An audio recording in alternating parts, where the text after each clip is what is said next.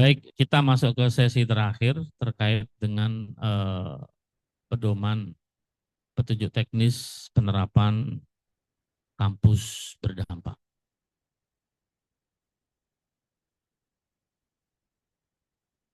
Sebelum kita mulai, saya mau disclaimer dulu bahwa kampus berdampak yang metalurgi sedang terapkan ini sudah mendapatkan restu ya dari rektor, dekan, BD1 segala macam. Artinya kita optimis mudah-mudahan program kampus berdampak ini bisa menjadi win-win solution terutama untuk kelulusan tepat waktu.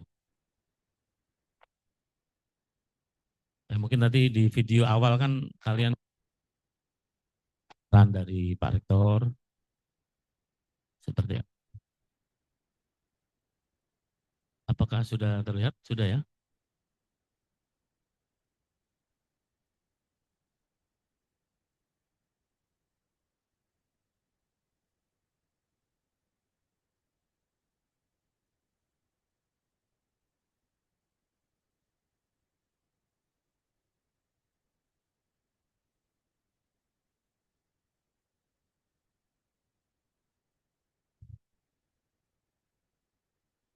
Oh ininya harusnya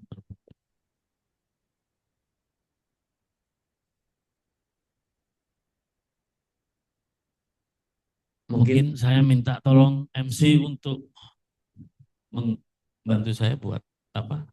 Oh, share slide ya. Nah, biasanya yang duduk di tempat dosennya itu bisa jadi dosen. Karena saya dulu sering duduk di tempat dosen suruh ngerjain apa gitu. Saya duduk di tempat dosen saya kan. Dan sekarang jadi dosen kan. Nah, mungkin sebelum kita lanjut terkait dari generasi ya, mungkin perlu saya sampaikan. Jadi metalurgi Untirta sekarang ini sedang tahap regenerasi. Jadi ada beberapa senior kalian atau alumni yang kita dorong untuk studi lanjut. Salah satunya udah saya bagi tuh. Cina berapa orang, Rusia berapa orang, Jepang berapa orang, itu sudah kita distribusikan. Makanya nanti angkatan 2024 tuh kita butuh masing-masing angkatan satu. Jadi kebutuhan dosen kita itu masih 12 lagi. Harapan bisa diwakili per angkatan. Yang sedang kita persiapkan saat ini itu Rusia sama Cina. Kenapa Rusia Cina? Karena teknologi besi bajanya tuh nanti akan jadi tolak ukur ke depan. Karena kan Cina koloninya udah pasti Rusia. Rusia juga pasti Cina. Dua negara itu memang berkoloni, makanya dia membentuk bridge kan untuk membangun eksistensi yang ada di dunia besi baja tentunya. Baik, ini panduan kampus berdampak. Jadi sebenarnya begitu saya diamanai Pak Rektor untuk apa namanya jadi kajur itu, saya udah berpikir masalah di metal apa sih yang paling prinsip gitu. Ternyata setelah saya telusuri masalahnya adalah tadi itu kelulusan tepat waktu. Makanya bulan Juli tanggal 2 itu saya dapat SK, seminggu setelahnya saya mulai nyusun ini. Saya susun bulan Juli ini begitu saya dapat mandat dari Pak Rektor untuk jadi ketua jurusan tuh. Saya udah nggak berpikir menolak atau apa ya, tapi karena saya menganggap bahwa kalau sudah pimpinan itu memberi mandat itu takdir dari Tuhan. Walaupun nggak sesuai dengan keinginan kita, wah saya nggak begitu. Jadi manusia itu harus berdasarkan fitrahnya, mengikuti takdir Tuhannya.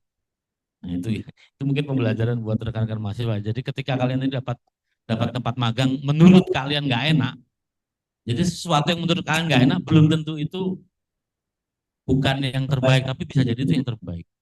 Nah kita lanjut jadi panduan ini sebagai rujukan dan ini akan berubah-ubah ya karena memang nanti kan ini program yang saya siapkan kan cuma 4, nanti kan bisa bertambah lagi. Terus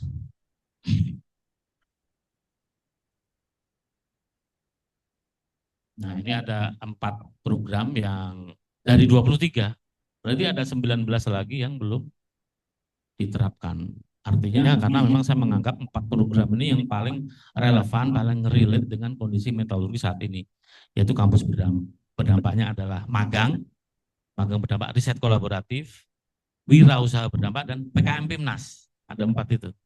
Jadi yang lain belum. Terus kita coba ke ya halaman 1. introduksinya tadi yang sebenarnya ini sudah kita sampaikan. Jadi latar belakang perubahannya itu tadi bahwa kampus itu didorong untuk industri 4.0 atau University 4.0. Ini dunia yang bilang, bukan hanya Indonesia ya. 4.0, kampus 4.0 ini menjadi rujukan integrasi pengajaran, riset, inovasi, dan sustainability development (SDGs). Tapi kalau sedikit saya bilang SDGs itu sebenarnya buatan Amerika dan Barat. Kalau BRICS itu beda lagi. Nah, nanti kalian belajar sendiri itu, waktunya panjang. Jadi SDGs saat ini memang dunia pendidikan ngajunya ke SDGs. Nah, inisiatif resmi peluncuran kampus berdampak ini kan 29 April 2025 sebagai kelanjutan dari atau penyempurnaan MBKM. Apa bedanya MBKM dengan kampus berdampak? Tadi saya bilang bahwa MBKM itu output outcome-nya tidak terukur. Yang penting mahasiswa ikut kegiatan MBKM udah, dia bisa dikonversi. Makanya banyak permasalahan. Salah satunya adalah tidak bisa terkonversi karena nggak ada output outcome-nya. Begitu berubah jadi kampus berdampak oleh Pak Menteri Prof. Brian, itu gimana caranya ini biar bisa terakomodir, makanya dikasih output sama outcome. Jadi masing-masing program itu ada outputnya. Nanti kita lihat outputnya apa. Jadi mau nggak mau universitas, fakultas atau jurusan itu harus mengkonversi karena ada outputnya. Kalau MBKM kan nggak ada outputnya, asal ikut aja kan yang penting. Jadi kampus berdampak ini penyempurnaan daripada MBKM. Jadi kita harus move on tadi itu ya. Pertanyaannya tadi ya. Kata kuncinya kita harus move on. Nah, program utama kampus berdampak itu kan kita ada magang, ada PKM, PIMNAS, ada wirausaha. Itu yang saat ini masih kita akomodir. Kita belum bisa mengakomodir misalnya kampus mengajar. Ya, karena instrumennya belum kita buat. Kampus mengajar nanti pasti kita butuhkan. Mental pasti perlu untuk mengidentifikasi, membangun regenerasi tadi. Kan ada beberapa mahasiswa yang sekarang dari asisten ya terutama ya menggantikan peran dosen dalam pengerjaan tugas misalnya di mata kuliah BIM misalnya ya. Nah, itu nanti bisa jadi kampus mengajar. Jadi ketika dia membantu dosen mengajar itu dihitung konversinya. Tapi mungkin semester ganjil ya nanti kita terapkan. Saat ini kita inventaris dulu hal-hal yang bisa kita terapkan. Nah, dukungan kebijakan pendanaan termasuk program beasiswa itu ada semuanya. PKM PIMNAS, BW2M, apa lagi program-program kewirausahaan misalnya. Semua didanai oleh Kemendikbudristek, Saintek. Tapi bagaimana yang tidak didanai? Itu namanya kampus berdampak mandiri. Jadi kalian bisa nyari sendiri misalnya. Kan ada peluang magang ya di Inka kalau nggak salah. Nah itu bisa menjadi mandiri, tapi tetap Inka kan ngasih honor kalau nggak salah. Ngasih honor uang makan segala macam. Nah tapi saran saya jangan kalian magang itu mencari, jadi kalian belum saatnya mikir duit. Yang penting kalian dapat ilmu, dapat pengalaman. Itu nilainya tak terbatas. Jadi tergantung niat. Kalau niatnya pengen cari duit ya hanya dapat duit, ilmu sama ini nggak akan dapat.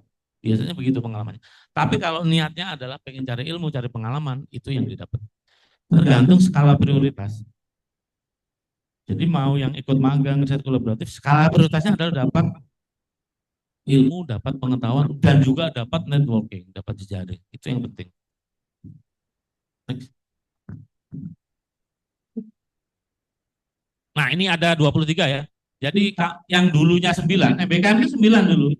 Magang, studi independen, riset, proyek kemanusiaan, sampai KKM. Sekarang 23 coba bayangin. Sampai semuanya terakomodir di sana. Alih teknologi. Nah alih teknologi ini menarik sebenarnya. Jadi semester ganjil saya pengen nerapkan ini. Jadi kalau kalian nanti alih teknologi, misalnya kalian di industri manufaktur, fabrikasi, kalian bisa menerapkan SOP terbaru ataupun apa namanya pengadaan reverse teknologi terbaru, itu kalian bisa menggantikan tugas akhir. Ide itu mahal. Misalnya yang di Tenaris ya, Tenaris itu saat ini mesin kompaksinya itu masih manual.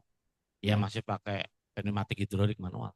Kalau itu bisa diotomatisasi, itu bisa menggantikan tugas akhir. Kenapa? Karena nilainya, ilmunya itu sangat banyak di sana. Otomatisasi mesin perangkat di Tenaris. Makanya mungkin sekarang, sebenarnya ini mesin ya, basic saya-nya mesin, cuman metal juga bisa menganalisis terkait dengan, makanya nanti perlu kerjasama dengan mesin sepertinya. Jadi ada reverse alih teknologi dari kampus ke industri, nanti kolaborasi sama anak mesin, sama anak elektro atau IT. 3 mahasiswa mesin IT elektro nanti alih teknologi ini bisa menggantikan tugas akhir. Dan itu mungkin nggak perlu waktu lama. Kalau kalian ngopreknya rutin setiap hari, sisakan waktu 2-3 jam, 3 bulan kelar. Bayangin, 3 bulan alih teknologi bisa menggantikan tugas akhir yang 6 bahkan 12 semester, 12 bulan, 2 semester. Nah, makanya mumpung 2024 ini kan masih fresh ya. Sekarang saatnya untuk menyusun kira-kira saya mau ngambil program apa ya. Insya Allah metalurgi nanti semester ganjil mau menerapkan alih teknologi ini. Karena ini belum banyak. Belum banyak kampus yang menerapkan alih teknologi. Jadi ini belum banyak diambil oleh kampus-kampus lain. Harapan saya metal menjadi pionir. Di UI ada, tapi teknik mesin, bukan teknik metalurgi. Di ITB ada teknik instrumentasi, bukan teknik metalurgi. Saya pengen banget metal pertama. Nah mulai sekarang kalian harus ya kasak kusuk lah ya. Temannya mesin, informatika atau elektro bisa nanti. Diskusikan mulai sekarang.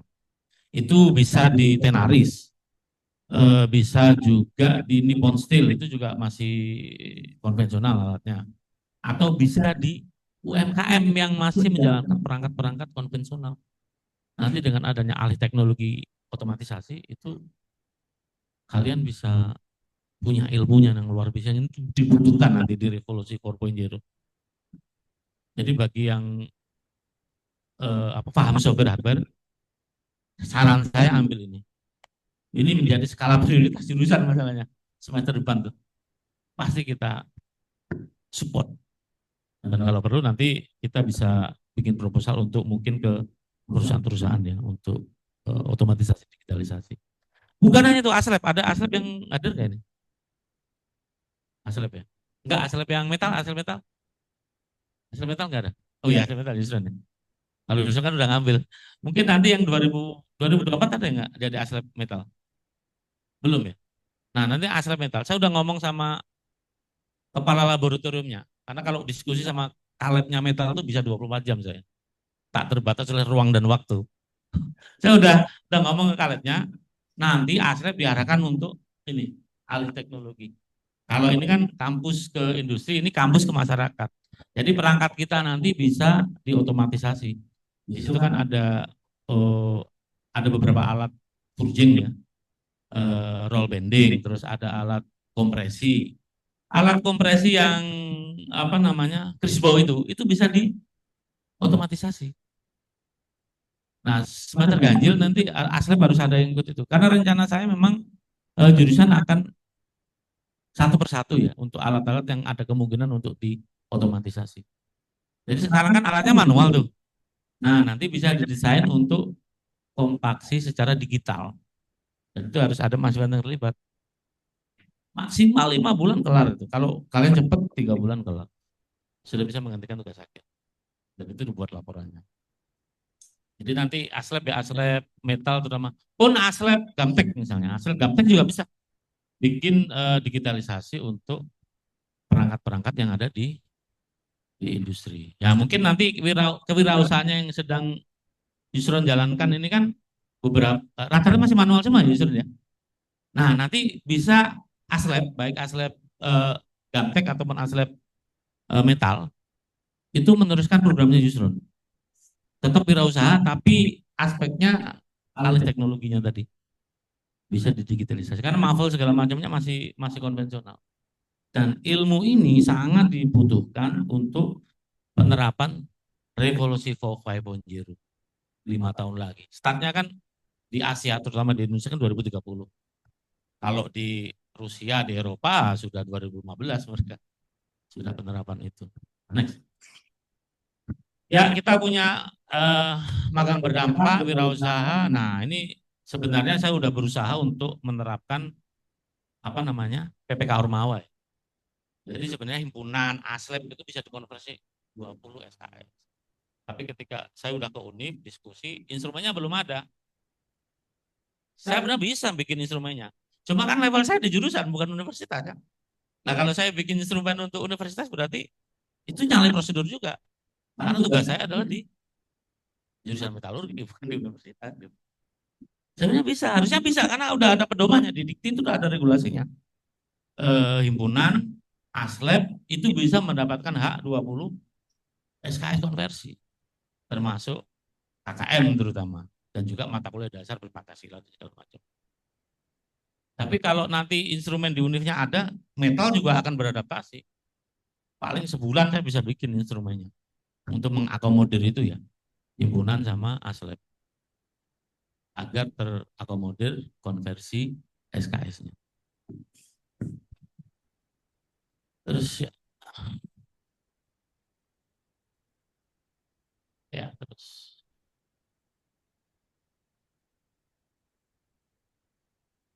Nah ini ada magang berdampak, program kreatif mahasiswa, kolaborasi riset sama riset terapan atau studi independen. Jadi kalau di magang berdampak kita sudah punya PKS dengan Krakatau Steel. Nah itu bisa perencanaan sistem efisiensi energi di electric arc furnace-nya. Ini keren sekali kalau kalian bisa magang atau riset di sini ya. Jadi ini sebagai penerapan wahana keilmuan metalurgi menjadi solusi nyata. Nah kalau di program kreatif mahasiswa, program pembinaan mahasiswa wirausaha, ini juga pendanaannya ada dari Dikti juga. Mungkin justru bulan Maret kayaknya ya. Tapi yang PKM masuk aja, ada PKM wirausaha kalau nggak salah. Itu masuk aja. Jadi nanti programnya yang wirausaha berdampak metalurgi yang saat ini diketuai oleh Jusron itu bisa masuk ke PKM juga. PKM masuk, PW2MW juga masuk nanti. Harapannya memang nanti outputnya kan jelas itu. Kalau wirausaha berdampak itu mungkin nanti blueprintnya bisa SOP, bisa rancangan terbaru, blueprint segala macam. Outcome-nya adalah kita tunggu 10 tahun lagi. Mudah-mudahan Jusron bisa jadi pengusaha sukses. Gitu ya. Jadi nanti kalau UMKM yang sedang Yusun kembangkan bersama orang tuanya ini bisa kita support. Outcome-nya nanti sebagai kampus berdampak 10 tahun lagi baru terlihat mudah-mudahan bisa menjadi industri yang maju. Jadi nanti justru bisa jadi pengusaha yang bisa mengakomodir semua adik-adik atau juniornya ya. Nah, kolaborasi riset dengan industri, pemerintah dan komunitas, metalurgi terutama. Ini kemarin kita diskusi dengan Persatuan Ketua Jurusan Metalurgi seluruh Indonesia. Saya kaget juga ternyata ada 15. Yang dulu tuh 5-6 ya. Sekarang udah 15. Bahkan vokasi metalurgi pun sudah ada di Unhas. Jadi metalurginya itu vokasi, 60% praktek, 40% teori. Udah ada. Dan belum lagi nanti yang fakultas metalurgi itu berapa kajur ya? Ada 5 kajur, berarti ada 18 jurusan metalurgi. Karena kalau udah fakultas metalurgi semua jurusannya kan pasti metalurgi kan. Seperti yang saya sampaikan di awal tadi ada bisnis metalurgi, ada proses engineering, ada juga IT metalurgi atau digitalisasi metalurgi. Nah, sehingga nanti bisa kolaborasi riset di sana. Nah, sekarang kan eranya green product, green steel segala macam. Nah, kemarin kita juga merancang atau mempersiapkan program-program yang akan kita terapkan di semester ganjil. Nah, riset terapan ini bisa menjadi riset kolaboratif. Kalau saat ini yang sudah kita inisiasi adalah riset dengan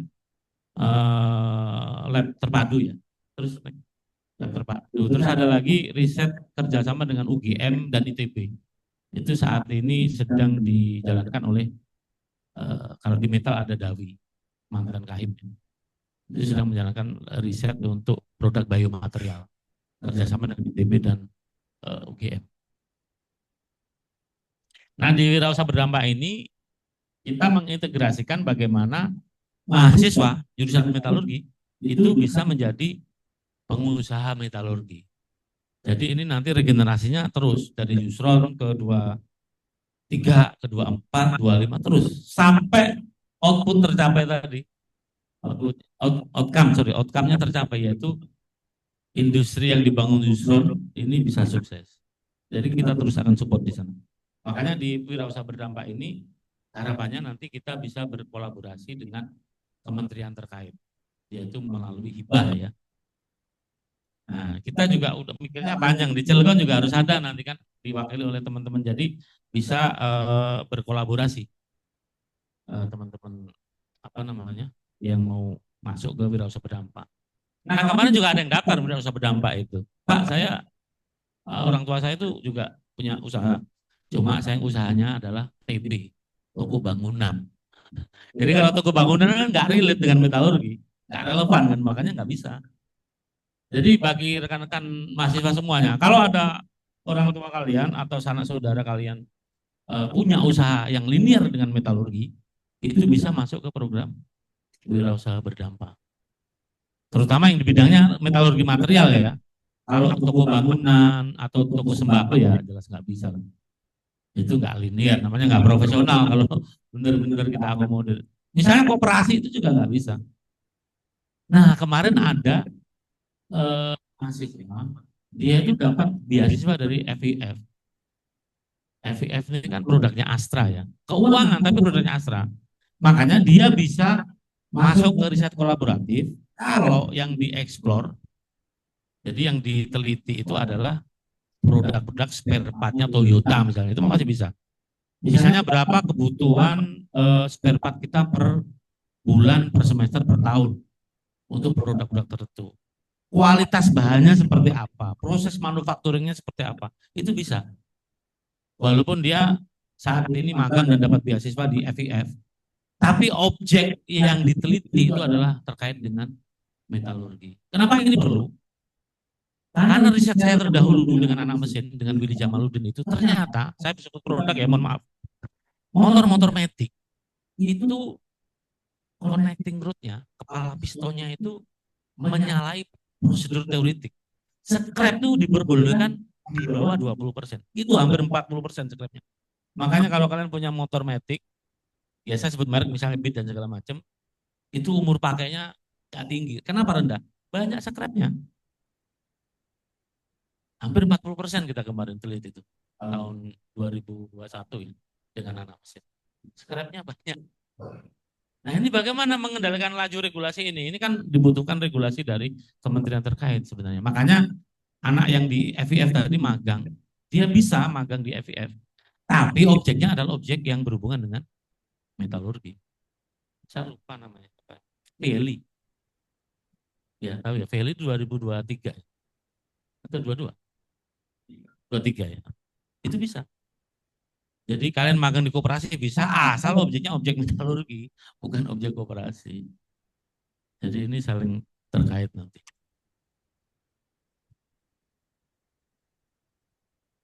Nah ini yang belum bisa ya pembelajaran lintas kampus yang tidak berhubungan dengan metalurgi. Nah, kemarin itu saya jadi ingat di audit mutu internal kita masih rendah perkuliahan dari kampus lain. Itu harus ada pertukaran sebenarnya, itu ada nilainya. Nah makanya saya menginisiasi bagaimana kalau nanti dengan ITK, dengan ITERA itu mereka sangat menyambut untuk beberapa mahasiswa kuliah, mengambil mata kuliahnya di ITK atau ITERA. Biar AMI kita ada progres ya, naik lah nilainya. Ya walaupun 4 tapi kan lumayan ya naiknya. Kita lemah itu karena di kita belum ada kuliah di prodi lain itu kan belum ada. Jadi nanti sebelum perwalian saya coba membangun hubungan dengan Kajur ITK sama ITERA. Ya kalau ITBU itu sudah jelas ya kita mau ke sana tapi sananya nggak mau ke sini kan itu sudah dibutuhkan teknik mesin kan sama kimia. Kalau Brawijaya masih bisa, Brawijaya kuliah ke sini. Tapi kalau udah ITBUI kayaknya di mesin sama kimia nggak mau deh. Kita bisa kuliah ke sana, tapi ke sananya nggak mau ke sini ya. Itu menjadi masalah. Ya, ya ini ya OB outcome based education yang diterapkan untuk kurikulum terbaru kita di semester ganjil nanti.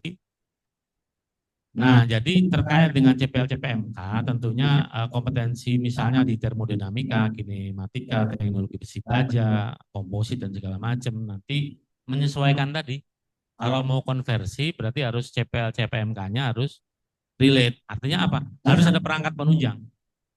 Jadi tempat kalian riset atau tempat kalian apa namanya magang itu harus perangkat pendukungnya harus ada kalau mau ngambil mata kuliah yang linear.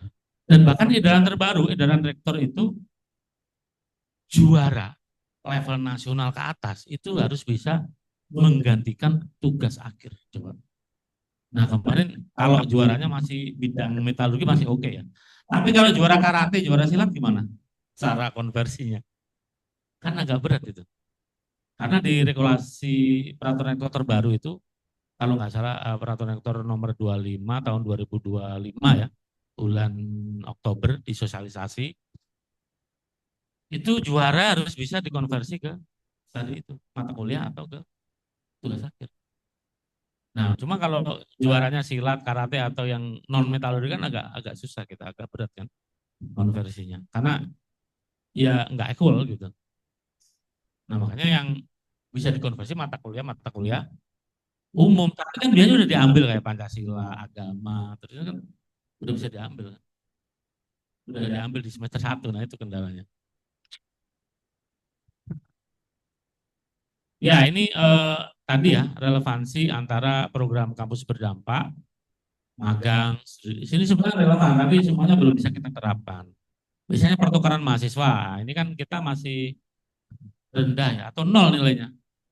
Yang di instrumen akreditasi itu, ini juga dinilai. Kemarin kita belum ada nilainya, makanya nanti kita mau kerjasama dengan ITK dan ITERA agar mahasiswa kita bisa ngambil kuliah di sana dan mahasiswa sana bisa mengambil mata kuliah di sini. Karena ini sayang kalau nilainya nol di pertukaran mahasiswa ya, terutama di pertukaran mahasiswa prodi metalurgi material. Nah, pengabdian masyarakat, proyek kemanusiaan ini kan dari MBKM ke kampus berdampak ada, cuma ya susah konversinya. Misalnya kemarin apa namanya kasus banjir, misalnya banjir kalian ikut ada yang KKM ke Aceh kan terkait banjir itu kan ada tuh KKM kemanusiaan. Tapi kalau konversinya 20 kira-kira dikonversinya kan mungkin ke agama, ke Pancasila dan itu instrumennya juga pasti susah kan.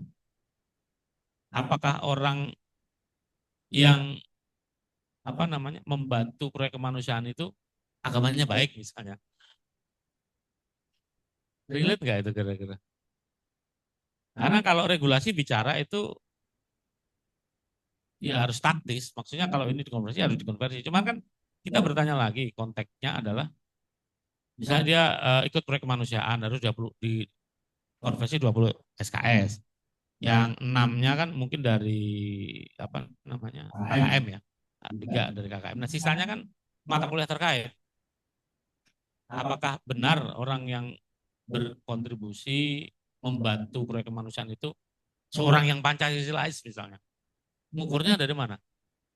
Tapi itu harus dikonversi karena dianggap memang dia sudah menerapkan sila ke 1, 2, 3, 4, 5 bahkan. Ya nggak, yang ikut bantu proyek kemanusiaan itu berarti harus nggak usah ikut. Cuma masalahnya kalian udah ngambil Pancasilanya. Nah, Pancasila ada nggak dapat C? Ada nggak? Udah ngambil semua kan? Dapat apa? Dapat B ada nggak? Atau dapat C? Nah, maksudnya begitu. Kalau itu dikonversi harusnya bisa untuk perbaikan. Tapi rata-rata nilainya kan bagus Pancasila.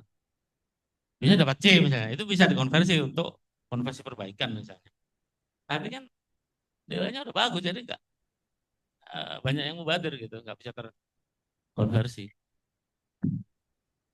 Nah ini beberapa proyek ya, mulai dari proyek kemanusiaan tadi, asisten mengajar juga nanti insya Allah kita coba terapkan ya di semester ganjil. Jadi terutama ini asisten, makanya berlomba-lombalah jadi asisten karena saya mau menginisiasi, mau apa, menghapus paradigma berpikir bahwa asisten lulusnya lama. Padahal asisten lama lulusnya itu bukan dari faktor sistem regulasi yang di metalurgi, tapi memang dari personal. Asisten lulus lama itu personal, bukan bukan karena ya apa namanya, karena birokrasi bukan, tapi karena personal. Makanya itu harus saya delete nanti. Jadi orang mahasiswa yang jadi asisten harus cepat lulus. Makanya kita fasilitasi nanti. Jadi target saya 2 semester ke depan asisten bisa lulus tepat waktu 3,5 sampai 4. Makanya sedang saya rancang nih, baik asisten labmed maupun asisten gaptek harus lulus tepat waktu. Bagaimana dengan asisten fisika dan kimia? Ya karena kan bukan di bawahnya metalurgi kan. Jadi kita bantunya hanya ya mungkin fasilitas saja, tapi nggak bisa hapus kan karena bukan bagian dari metalurgi. Jadi asisten Gamtek, asisten LabMed harus lulus maksimal 4 tahun, maksimal ya. Minimal 3,5 tahun. Bisa ya? Bisa ya. Gamtek dan LabMed. Kalau Yusron berarti lulus semester depan itu 4 tahun ya? Iya 4 tahun. Mudah-mudahan bisa diikuti asisten yang lain. Nah ini digitalisasi pembelajaran industri tadi sudah saya sampaikan. Simulasi metalurgi, pemodelan proses industrialisasi baja. Ini nanti di semester ganjil ya. Ini prioritas buat asisten tentunya. Tapi yang non asisten bisa, mungkin himpunan segala macam bisa nanti. Nah ada lagi yang ke-21, literasi sains dan teknologi. Jadi ini relevan nanti sosialisasi metalurgi untuk masyarakat, tapi bukan fokus utama ya tentunya. Jadi program-program yang kemarin itu yang dibina apa saya lupa itu. Jadi ada pengabdian di bidang metalurgi itu bisa juga diterapkan di sana. Cuma belum bisa menggantikan tugas akhir. Mungkin sebatas. Jadi kalau tugas akhir kayaknya belum sih. Jadi baru sebatas konversi mata kuliah. Terus.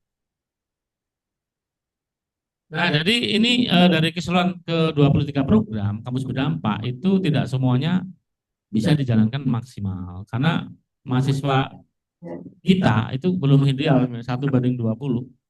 Saya juga sedang menginisiasi bagaimana kalau membimbing kewirausahaan itu dari dosen lain. Kalau dosen metal kan belum ada yang wirausaha ya. Tapi di teknik industri, di teknik mesin itu sudah ada dosen yang berwirausaha. Apakah itu bisa jadi pembimbing yang notabene bukan home base-nya di metalurgi? Itu sedang kita inisiasi juga sebenarnya. Ya ini terkait dengan jumlah dosen tadi ya. Bayangkan 746 dengan dosen aktif 14. 1:53 ini sangat tidak ideal. Sangat tidak ideal.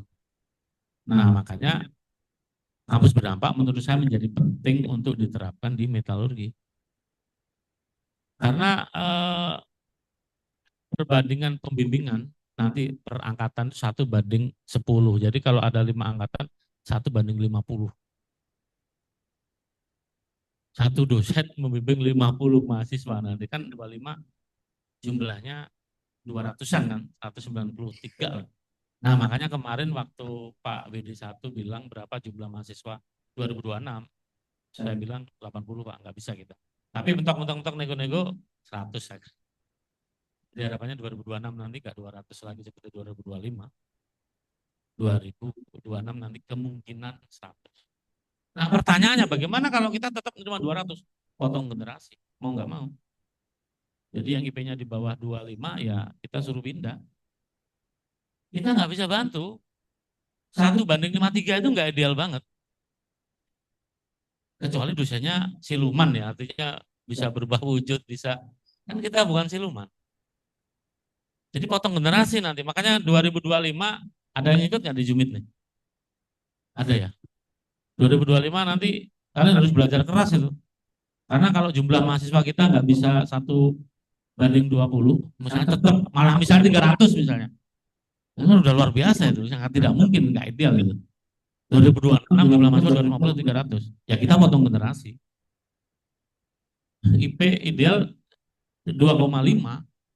Jadi kalau semester 1 semester 2 nggak bisa 2,5 ya. Itu satu-satunya cara buat agar kita efektif dan efisien. Nggak akan jalan kinerja kita. Ya bayangin aja, Sekjur itu ngajarnya 31 SKS coba. Kaleb ngajarnya 28 SKS, itu udah nggak ideal banget. Saya pun juga nggak ideal 18 SKS ngajarnya. Artinya ini menjadi masalah. Performanya pasti turun. Mendingan ngorbanin dosennya apa mahasiswanya? Mahasiswa nggak mungkin dosen ya udah dosennya suruh keluar misalnya separuh gitu nggak mungkin kan? Nah, keterbatasan fasilitas laboratorium biaya riset ini menuntut fokus untuk program berdampak pada implikasi yang ada ya tentunya. Makanya beberapa alat yang belum terkalibrasi, mudah-mudahan Pak Alri sudah join.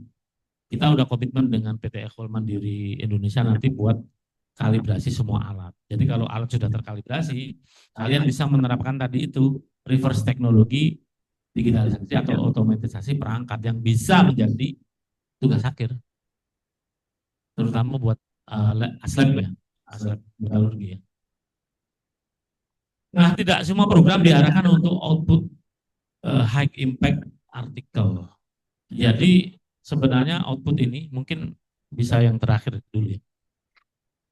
Yang terakhir ini nanti balik aja ke awal lagi. Nah, ini output outcome yang kita sudah rancang ya. Bukan kita nih, ini saya rancang nih sendiri, saya rancang. Jadi saya rancang ini untuk bisa mengakomodir kelulusan tepat waktu tanpa sidang tentunya. Nah ini.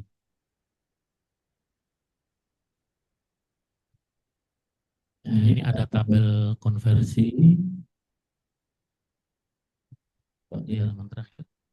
Jadi tabel konversi itu walaupun kalian bukan kampus berdampak, misalnya kalian hanya tugas akhir, tapi bisa ikut output. Nah ini nih. Terus. Nah ini Prof. Bukan, terus naik. Oh, naik. Naik. Yang di atasnya.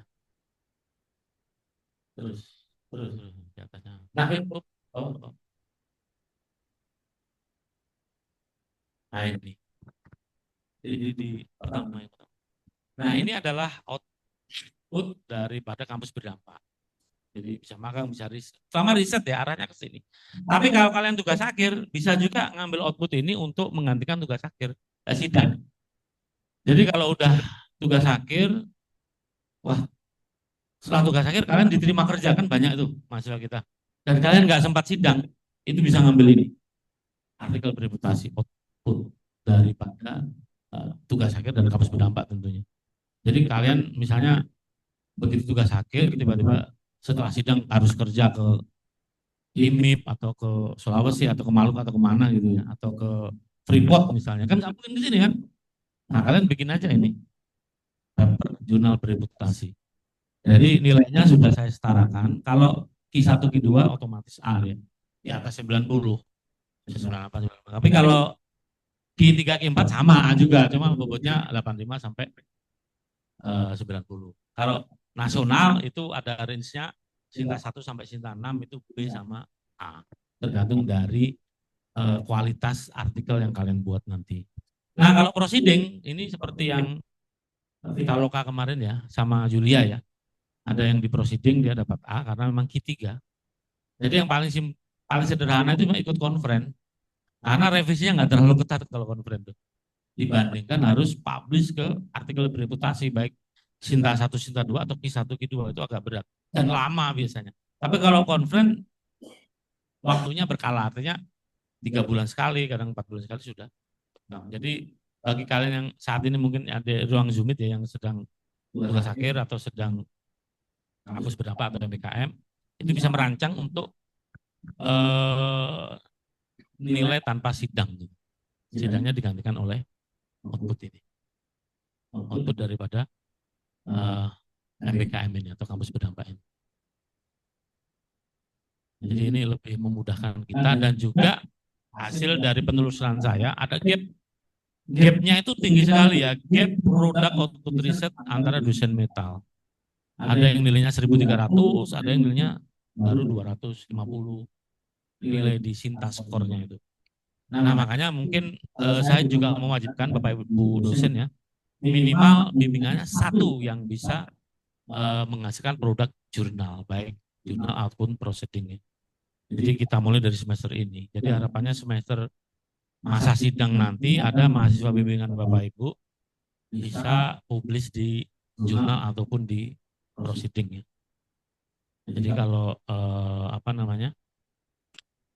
mahasiswa itu bisa menghasilkan produk jurnal, otomatis impact dosen di Sinta itu juga naik. Ya alhamdulillah untuk saat ini impact paling tinggi untuk jurnal itu otomatis tulisannya. Jadi bisa memberikan suri teladan. Impact saya 1.300. Di bawah saya ada Prof. Alfredo 1.200. Di bawahnya lagi ada Prof. Erlina 1.100. Cuma gap yang paling bawah itu yang nggak nyampe ribuan, maksudnya hanya 300 ke 500. Mudah-mudahan ini nanti bisa diinisiasi dengan keterlibatan mahasiswa dalam publish jurnal tadi. Seperti itu.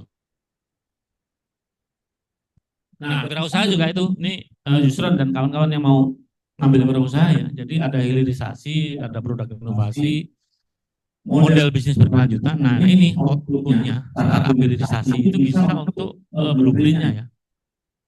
Di samping blueprint nanti juga ada SOP-nya. Misalnya di UMKM-nya Yusron belum ada SOP, nanti bisa dibuat. Itu bisa juga untuk output daripada wirausaha berdampak. Terus startupnya misalnya paten, nanti bisa juga paten atau produk wirausaha sedang berbasis kampus berdampak misalnya atau berbasis skala UMKM. Jadi bisa dari UMKM, bisa dari home industri, bisa dari mana-mana aja untuk wirausaha ini. Paten juga begitu. Jadi kalau udah punya paten nanti kita akan convert untuk menggantikan tugas akhir.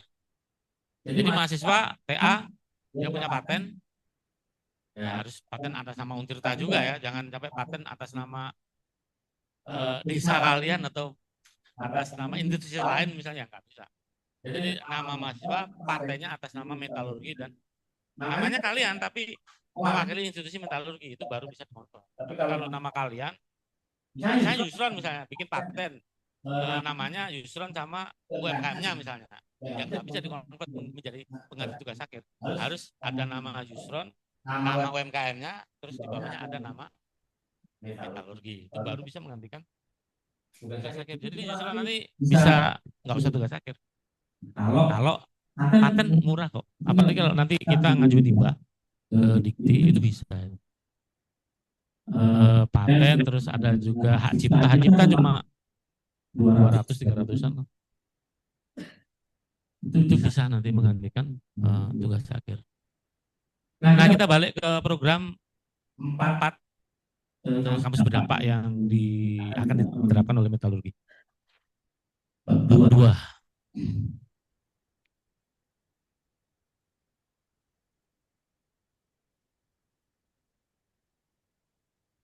Nah, ini nih, bab 2. Bawah. Nah, ini kegiatan magang. Nah, magang ini sebenarnya kan daily activity ya, harus rutin.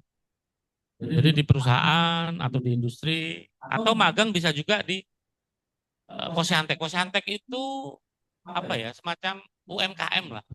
Di Cilegon itu ada namanya Posyantek UMKM yang dia reverse teknologi yang ada di desa dan kecamatan di wilayah Cilegon, terutama teknologi pengolahan sampah ya. Itu sudah ada di Posyantek. Nanti bisa magang di situ tuh. Karena kita juga sudah pernah kerjasama. Ada PKS-nya.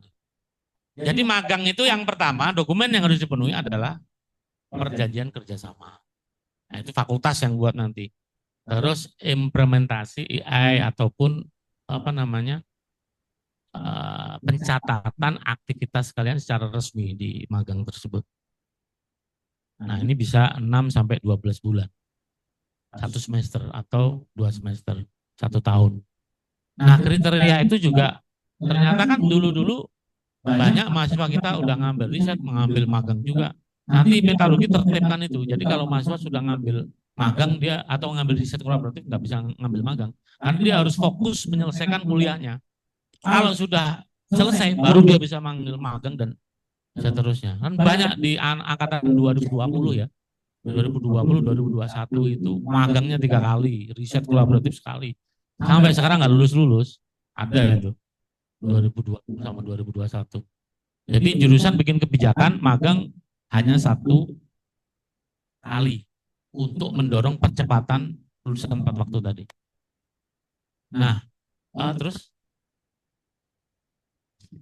ini juga beberapa tujuan untuk soft skill, hard skill yang diakomodir oleh program kampus berdampak ini harapannya bisa menjadi rujukan untuk kita berkegiatan kampus berdampak. Terus mungkin bisa langsung ke diagram alur proses. Nah, ini nih. Nah, ini alur proses magang berdampak sama dengan alur proses program yang lain ya. Jadi mahasiswa mendaftar magang, nah, kriterianya kan ada magang yang diselenggarakan oleh kementerian atau industri, atau magang mandiri. Magang mandiri itu kalian mencari sendiri, misalnya di Posyantek. Posyantek itu kan sebenarnya bisa buat untuk magang juga sebagai pengganti tugas akhir. Jadi nanti riset kolaborasi yang berbasis kebutuhan masyarakat. Nah, di bidang metalurgi bisa itu nanti diterapkan. Terus mahasiswa mengikuti seleksi administrasi. Seleksi administrasi ini kan bisa bersifat rekomendasi ya. Misalnya di lab terpadu tadi kan rekomendasi. Jadi lab terpadu meminta jurusan metalurgi untuk mahasiswa bisa ikut di riset kolaboratif. Ketua jurusan melalui himpunan atau melalui asisten itu mencari mahasiswa yang bisa bergabung di riset kolaboratif atau di magang misalnya. Nah, nanti mahasiswa lulus satu semester secara 2 SKS selama 6 bulan itu yang dikonversi minimal 2 sampai 6 SKS tadi ya di buku pedoman. Terus, nah untuk PD Dikti ini biasanya nanti kita laporkan di MKM. Cuma sekarang ini di Dikti itu bukan belum diakomodir, tapi langsung diserahkan ke UNIF. Kalau dulu kan ada catatan tuh di PD Diktinya. Nah sekarang ini kampus berdampak langsung diserahkan ke UNIF. Makanya di di IPB sama di UGM itu langsung ijazah. Jadi kalau magang 20 SKS, jadi nanti dia ada mata kuliah yang mungkin nggak ada di kurikulum. Misalnya kalau kita magang di lab terpadu, ada materi solar cell, nanti ada solar cell yang keluar. Kalau di IPB sama UGM. Jadi kita dorong itu nanti ya ke fakultas, ke UNIF, ketika mahasiswa itu magang atau riset kolaboratif, itemnya itu muncul di ijazah 20 SKS. Jadi itu yang menjadi akhirnya bisa menjadikan mahasiswa terkonversi full 20 SKS. Kita belum ada sistemnya yang mengakomodir itu. Jadi misalnya yang katakanlah wirausaha berdampak misalnya.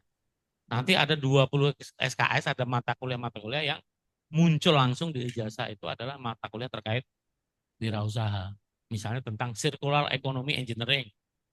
Nah, dia udah langsung praktek di lapangan kan. Sehingga itu disetarakan dengan mata kuliah yang diambil.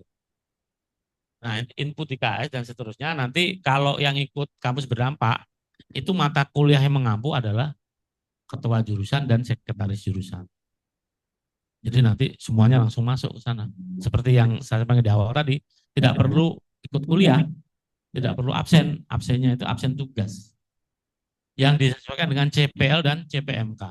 Tapi sekali lagi saya ulang ya, jangan sampai ada salah paham bahwa yang dikonversi itu adalah yang relevan dengan lingkungan yang ada. Jadi kalau di lab terpadu itu kan nggak ada perangkat ekstraksi, nggak akan bisa dikonversi ke mata kuliah ekstraksi. Yang ada adalah manufaktur dan material. Tapi kalau di posko misalnya magangnya di posko atau di posko itu bisa. Nanti pengampu mata kuliahnya dengan ketua jurusan berusaha untuk mengambil beberapa poin CPL dan JPMK yang sesuai untuk bisa dikonversi. Idealnya, ini kita bicara ideal ya, semua mata kuliah itu bisa dikonversi. Kenapa? Karena output dari magang atau riset kolaboratif atau kampus berdampak itu bisa menggantikan tugas akhir yang lebih tinggi. Yang mana tugas akhir itu kan jadi captain desain semua ya di semua perguruan tinggi itu captain desainnya rata-rata skripsi. Artinya semua mata kuliah harusnya bisa dikonversi. Karena mata kuliah itu tidak lebih tinggi daripada captain desain. Cuma kita harus objektif, saintifik. Kalau di perangkatnya tidak mendukung, di tempat magang atau tempat risetnya nggak mendukung, ya nggak bisa. Tapi prinsipnya bisa. Nggak ada yang tidak bisa. Karena memang logikanya ya, logika secara saintifik, output daripada kampus berdampak itu bisa menggantikan tugas akhir. Berarti dia juga bisa menggantikan atau mengkonversi mata kuliah, semua mata kuliah yang ada. Jadi tak ada yang tak bisa. Sekali lagi prinsipnya adalah kita harus move on. Jadi dunia pendidikan udah berubah, udah nggak kayak zaman saya dulu. Saya kan kuliah, mendengarkan, mencatat, mengerjakan tugas, praktek, terus. Sekarang nggak begitu. Sekarang lebih improvement lagi. Jadi itu. Mungkin saya kembalikan ke MC kalau ada forum tanya jawab, karena setengahnya kita lanjut lagi setelah tanya jawab terkait dengan pedoman atau petunjuk teknis dari kampus berdampak. Baik, terima kasih banyak Prof. Agus atas pemaparannya yang sangat informatif dan bermanfaat. Dan izin mengulangi juga bahwa dalam magang berdampak ini kita harus apple to apple. Jadi ketika kalian mau mengkonversi, itu kalian harus cari juga lingkungan ataupun perusahaan yang memang yaitu ada fasilitasnya tersebut. Jadi jangan apple to sawit. Cukup apple to apple aja. Dan yang kedua adalah untuk tugas akhir itu bisa kalian konversi juga terkait tadi penerbitan jurnal yang sudah dipaparkan ataupun UKM ataupun hak atau hak cipta. Baik. Dan untuk selanjutnya kita akan ada sesi tanya jawab kembali. Untuk peraturannya tetap sama dari teman-teman. Kalau ingin bertanya silakan angkat tangan. Dan untuk yang di daring silakan raise hand ataupun chat di kolom box. Silakan teman-teman, ada yang mau bertanya terlebih dahulu? Ada yang bertanya? Ya itu ada. Oke, silakan Bayu. Izin Prof, perkenalkan saya Bayu Irti Akbar dari Metalurgi Angkatan 2024. Saya cukup tertarik dengan topik mengenai lulus melalui jalur publikasi, yang mana itu syaratnya terindeks Scopus internasional begitu ya. Yang saya pahami bahwa untuk menerbitkan jurnal apalagi berindeks Scopus internasional Q1, Q2, Q3 itu membutuhkan dana yang cukup besar gitu. Nah itu langkah preventif dari Prof. Agus sendiri itu bagaimana ya Prof untuk mewujudkan ambisi ini? Terima kasih Prof. Ya, baik. Bayu Aditya, pertanyaannya bagus. Nah, terkait pendanaannya, jadi untuk terbit di Q1, Q2, Q4 itu memang ada open source, ada closed source, artinya ada yang terbuka, artinya ada yang tertutup. Nah, ada yang tidak berbayar sebenarnya, cuma seleksinya memang berat. Banyak kalau yang tidak berbayar itu. Kalau yang memang berbayar itu bisa sampai 10, bahkan terakhir itu Q1 ada yang 30-40 juta ya, yang berbayar. Yang tidak berbayar nggak banyak sih, tapi ada. Nah, apalagi sekarang jurnal terindeks Scopus atau proceeding terindeks Scopus makin turun. Kalau nggak salah terakhir itu kemarin udah ada 17 publisher yang di-delete dari Scopus ya. Jadi publikasi konferen aja baru dari 20 sekian, sekarang jumlahnya hanya puluhan, 7 kalau nggak 8 ya, untuk publisher ya. Itu jumlahnya kurang sekarang. Nah, bagaimana untuk menginisiasi itu? Pertama, yang tidak berbayar, berarti nanti support dengan dosen pembimbingnya. Nah, bagaimana berbayar? Nah, biasanya untuk hibah itu ada pendanaan. Jadi kalian kalau ke dosen-dosen pembimbing yang risetnya itu adalah riset hibah, itu biasanya ada pembiayaan buat publish jurnal. Terutama yang di BRIN, ya. Di BRIN itu sudah wajib. Jadi bagi yang risetnya di BRIN, nanti disampaikan ke pembimbingnya di BRIN bahwa ini bisa menggantikan tugas akhir. Cuma harus ada, sekali lagi saya tekankan, harus ada nama mental dan untirtanya. Jadi kalau kalian dengan BRIN misalnya publish jurnal, nama kalian, tapi nggak ada nama metal untirtanya, yang nggak bisa dikonversi, nggak bisa menggantikan tugas akhir. Harus ada nama, harus ada identifikasi nama jurusan dan kampus kalian mengerjakan atau kalian status sebagai mahasiswa gitu ya. Jadi ada dua pilihan sekarang Bayu, pilih yang tidak berbayar tapi itu berat, tapi bisa dipersiapkan dari sekarang. Atau yang berbayar berarti itu tanggung jawab pembimbingnya, tanggung jawab pembimbing untuk publish tersebut, apalagi yang punya. Tapi kalau nggak mau neko-neko misalnya nyari aja Sinta 3, walaupun nilainya amin atau B+. Sinta 3, Sinta 4 itu tidak berbayar biasanya. Yang berbayar juga sampai 1 juta. Jadi semua itu pilihan, tergantung dari pilihan Bayu ya. Kalau Bayu memilih yang elegan, wah saya harus Q1, Q2 lah minimal gitu. Berarti harus nyari yang open access, yang tidak berbayar. Karena yang tidak berbayar itu memang agak lama waktunya ya. Bisa 2 tahun. Tapi ini bisa diinisiasi. Misal, ini trik daripada pembimbing S3 saja dulu, Profesor Novental. ketika kalian masuk di eksperimen 1, 2, 3 bulan, teman-teman udah ada hasil kan. Nah, hasil karakterisasi itu didaftarkan aja ke jurnal. Sambil nanti perbaikan, karena ada revisi. Sehingga pas revisi di bulan ke-6, bulan 8, itu sudah masuk data baru. Kalau kalian nunggu selesai eksperimen, nggak lama. Makanya mungkin juga bagi yang hadir di sini, terutama yang sedang mengerjakan tugas akhir, kalau nggak mau sidang karena punya prediksi, wah saya harus kerja di luar Banten dan khawatir nggak bisa sidang kan, cari atau gali eksperimen kalian di bulan pertama yang udah ada outputnya. Misalnya baru sebatas SRD misalnya, masukkan aja SRD-nya dengan beberapa narasi ya. Tentunya kan di jurnal itu ada abstrak, introduction, terus ada material eksperimen, itu pasti masuk tuh. Terus ada discussion, result discussion, itu termasuk. Itu masukkan aja. Karena nanti seleksinya kan berbulan-bulan, bahkan saya di Q1 itu hampir 8 bulan, Q2 1 tahun 2 bulan, Q3 6 bulan. Tapi ketika saya publish dengan rekan dari Ceko, dari Rusia, itu cepat. Kenapa? Karena biasanya ya begitu, dia akan sounding ke reviewernya biasanya. Jadi kalau kalian publish di jurnal Q2, di situ ada nama saya reviewernya. Makanya kalau soundingnya dilakukan secara by email itu biasanya langsung direspon. Tapi sekarang publisher ngerti ya, kalau saya reviewer jurnal Q2 dari Rusia, dari Tallinn University Teknologi dan Ceko itu, saya nggak akan dikasih makalah dari Asia.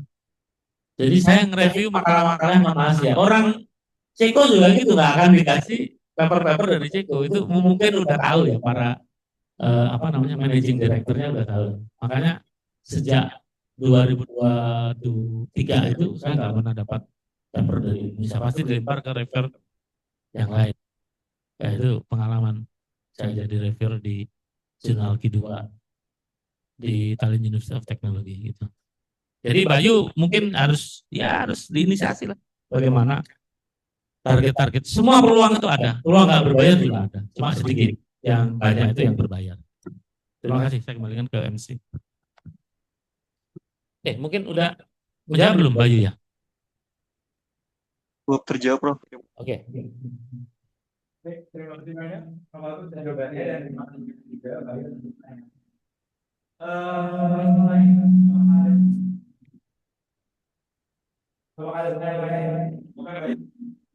Ada, ada.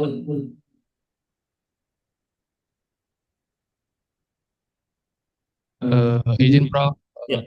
saya ingin bertanya untuk perihal output dari magang itu apa ya? Seperti yang tadi jelasin sama Prof tuh, dari output dari wirausaha itu kan ada kayak outcome-nya, terus dari tadi paten, terus buat yang publish jurnal dia harus tembus Q1, Q2 sampai Sinta gitu.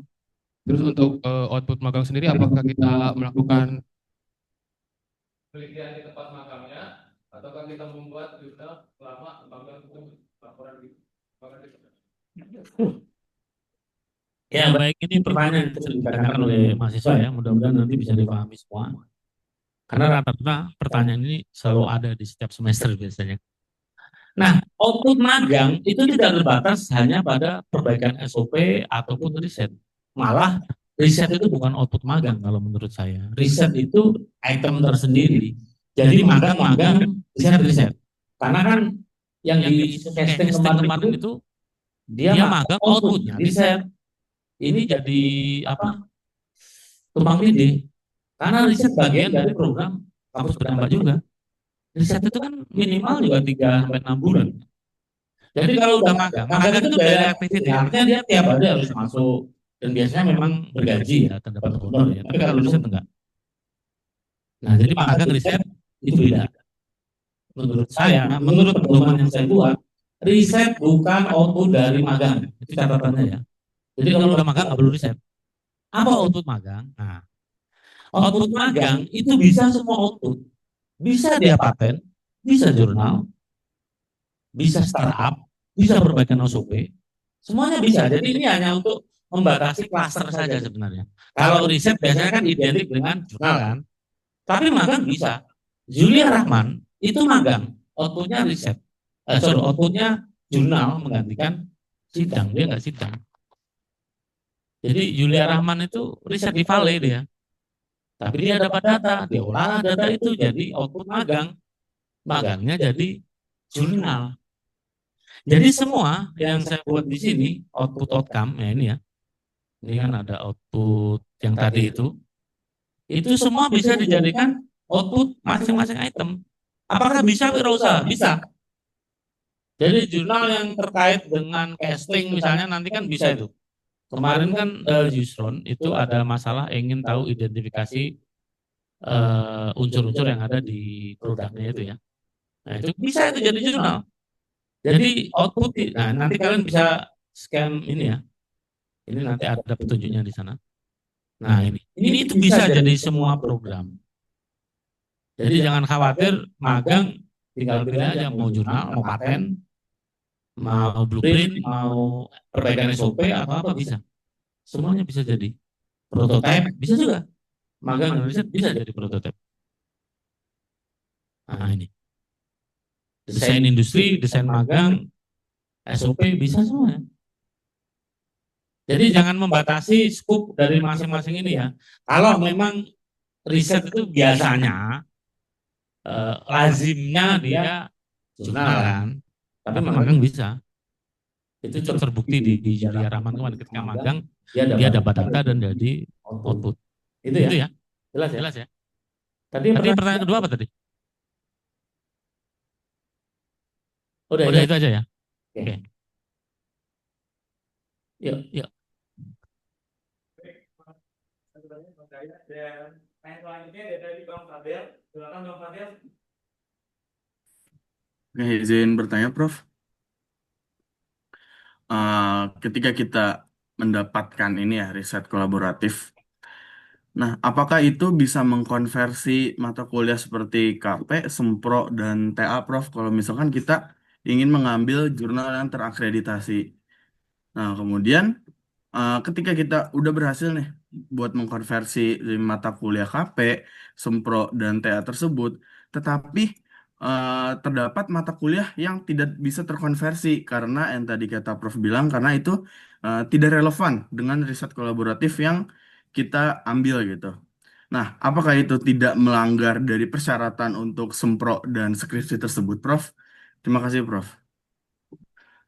Ya, pertanyaan cukup kritis ya. Jadi ketika program riset kolaboratif, katakanlah entah itu magang atau yang lain ya, ketika dia dikonversi terbatas pada perangkat, yang jelas kan secara saintifik itu enggak, secara ilmiah itu enggak bisa untuk mengkonversi mata kuliah yang tidak relevan kan. Nah, apakah dia bisa untuk TA? Bisa. Memang dia nanti menggantikan TA, menggantikan KP juga menggantikan Sempro ya, tergantung dari kondisi yang ada. Nah, yang dimaksud menyalahi perspektif Hans ini seperti apa? Misalnya kita udah berhasil lah, Prof ya, buat skripsi gitu, Prof. Nah, tetapi masih ada beberapa mata kuliah yang belum diambil, Prof, karena tidak bisa terkonversi. Oke. Berarti ya diambil contohnya, dulu. Gimana, Prof? Diambil dulu berarti. Ya, Berarti itu harus juga menjadi masalah nanti ya. Saya melihat bahwa ketika mungkin mata kuliah semester akhir, ketika dia tidak bisa diambil dan dia mengambil dulu, itu juga jadi masalah sih untuk desain kelulusan tepat waktu ya. Nah, makanya nanti saya coba inventarisir kira-kira solusinya seperti apa. Ya katakanlah misalnya riset kolaboratif di lab terpadu. Terus ada mata kuliah yang nggak relate dengan risetnya gitu kan? Iya, Prof, benar. Ya. Berarti dia harus ngambil lagi kan? Iya. Nah, ini pertanyaan bagus. Itu harus kita pikirkan. Atau jurusan harus concern mencari win-win solution itu. Kadang memang rata-rata mahasiswa yang terkendala, ada beberapa mahasiswa yang terkendala nggak bisa sidang itu ada yang menyisakan mata kuliah yang misalnya kalau mata kuliah kan nggak bisa sidang kan. Nah seperti itu. Jadi ini terima kasih Han, ini pertanyaan yang konstruktif sekali. Saya juga baru ngeh ini harus dipikirkan ini. Hans Fadel ya. Ya, kebetulan Hans Fadel itu asisten saya urusan akademik ya. Jadi kita sudah terbiasa dengan bekerja secara intuitif. Gitu. Intuitif maksudnya dia mengerti apa maksud saya dan Han juga mengerti apa maksud saya. Itu kerja intuitif itu perlu. Itu yang tadi itu pertanyaan ini menjadi pertanyaan kunci untuk penyempurnaan kampus berdampak. Ini harus dipikirkan. Ketika ngambil apa namanya kelas kampus berdampak atau PKM, ada yang nggak bisa dikonversi, dan dia sudah bisa mengkonversi tugas akhir, KP dan sisinya, tapi ada materinya nggak ada fungsi. Apakah ini tidak menyalahi aturan? Nah itu. Ini pertanyaan bagus, pertanyaan konstruktif ya. Itu saya harus berpikir itu. Jurusan harus mengambil langkah-langkah building solution ketika ada fenomena seperti itu. Nah, nanti mungkin kalau bayangnya gini, Han dan teman-teman mas lain, mungkin nanti ada tugas khusus di mana mahasiswa harus mencari perangkat atau peralatan atau alat lab yang relevan. Jadi bisa aja di lab terpadu punya kerjasama dengan posko misalnya ya. Nah, dia harus posko 1 minggu atau 2 minggu untuk menginventarisir itu tugas yang menyesuaikan dengan CPL CPMK-nya. Itu bisa itu. Itu bisa itu. Menurut saya bisa itu. Jadi dia kampus berdampaknya di riset kolaboratif di lab terpadu misalnya. Lab terpadu nggak ada perangkat ekstraksi. Tapi lab terpadu punya PKS dengan posko. Nah, nanti lab terpadu menugaskan untuk inisiasi itu. Keren kan? Jadi solusinya bisa itu kan? Ini saya catat di perbaikan panduan nanti ya. Panduan perbaikan semester ganjil. Sekarang kan kita pakai pedoman ini. Semester ganjil nanti ada perbaikan. Perbaikannya itu nanti. Terima kasih kan sudah memberikan pertanyaan sekaligus masukan yang sangat konstruktif. Ya, sama-sama Prof. Ya berarti untuk misalkan riset kolaboratif itu bisa ya Prof ya mengambil KP, Sempro dan TA tersebut Prof. Bisa. Oke. Terima kasih Prof. Nanti saya diskusi dengan orang-orang di lab terpadu. Siap Prof. Terima kasih Prof.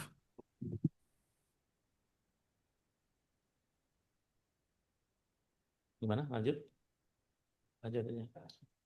Dari Profnya ada lagi atau tidak? Jadi kita buka sesi kembali. Iya, lanjut. Oh, pertanyaan? Iya, masih sesi pertanyaan. Enggak, terakhir aja. Kita selesaikan dulu ini, setengah 12. Kan kurang dikit nih. Gimana? Kita lanjut dulu, baru pertanyaan. 11.30 ya? Nah. Atau kalau misalkan kita selesaikan dulu, terus sampai jam 12 bagaimana? Pertanyaan? Iya. Ini aja materi dulu yang penting. Ini kan belum selesai tuh. Materi aja. Oh enggak, ini sekalian sambil ini Prof. Oh iya, sambil jalan. Iya, sambil jalan. Oke. Oke. Nanti juga setelah itu baru kita tutup. Oke. Maksudnya jam 12 itu kita maksimalkan nih. Baik, terima kasih Prof. Baik, terima kasih banyak. Untuk kita akan buka sesi pertanyaan kembali. Dari teman-teman, masih ada yang kurang jelas? Baik.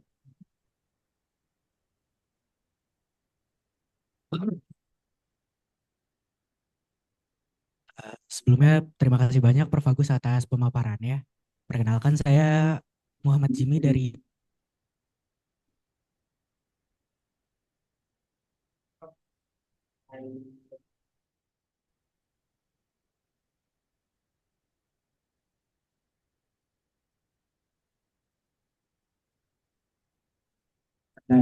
magang berdampak tadi Prof. Apabila ada kan di company juga ada terkait restricted data ya Prof.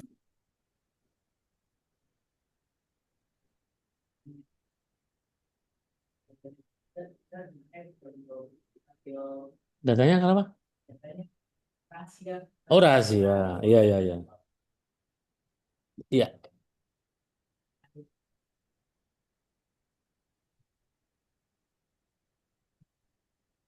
Baik, ini pertanyaan yang lazim juga ya, karena memang antara perusahaan dengan personal itu mungkin beda ya. pembimbingnya boleh, tapi ternyata kebijakan perusahaan tidak boleh open source data gitu kan. Nah ini bagaimana? Nah berarti yang dilaporkan adalah daily activity-nya. Berarti tidak bisa menggunakan program riset kolaboratif kalau begitu. Karena kalau di Isuzu Casting tuh enggak, datanya boleh dipublish kan kalau di Isuzu Casting ya beberapa kemarin. Jadi berarti di ini magang di Timah ya. Oh berarti Timah itu tidak bisa bikin riset kolaboratif. Karena kalau data nggak dipublish ya gimana? Publish jurnal nanti kan. Jadi di Timah makanya nanti sekaligus saya mau sampaikan bahwa nanti koordinator semester depan koordinator kan saya rombak ya dari koordinator KP nanti Bu Bening, koordinator Sepro Bu Indah, koordinator Abu Anis. Nah Bu Andini membantu saya untuk koordinator kampus berdampak. Nanti saya sampaikan ke Bu Andini bahwa Timah tidak boleh riset kolaboratif. Jadi kita sama-sama simbiosis sama-sama diuntungkan. Kalau mereka nggak mau open source data ya nggak, bukan riset itu namanya. Riset itu kan open source kan. Ya.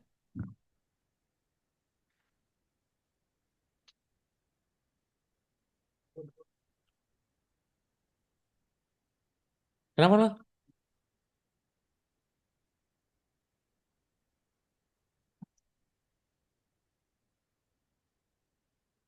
Bisa.